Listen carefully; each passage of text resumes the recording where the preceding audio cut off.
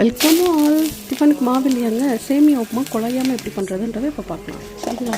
பேனில் வந்து எண்ணெய் ஊற்றி கடுகு உளுந்து பருப்பு போட்டு பொரிஞ்சது, கருவேப்பிலையை போட்டு வெங்காயம் சாப் பண்ணி வச்சது அண்ட் அது கூடிய பச்சை மிளகாயை போட்டு நல்லா கலர் மாறுற வரைக்கும் வதக்கி விட்டு கூட தக்காளி போட்டு வதக்கி விட்டுக்கோங்க.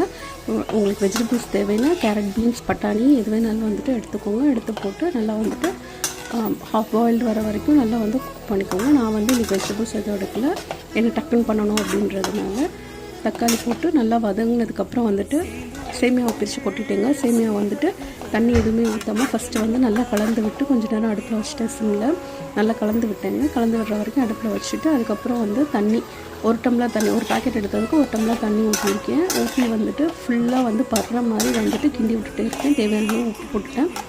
கிண்டி விட்டுட்டு அதுக்கப்புறம் வந்து தேவைன்னா வேகலைன்னா கொஞ்சம் கொஞ்சமாக தண்ணி ஊற்றி நல்லா வந்து தண்ணி ட்ரை ஆகிற வரைக்கும் கிளறி விட்டுக்கோங்க. அவ்வளோதாங்க, சிம்பிளாக உதிரியாக வந்துடும். பபாய்.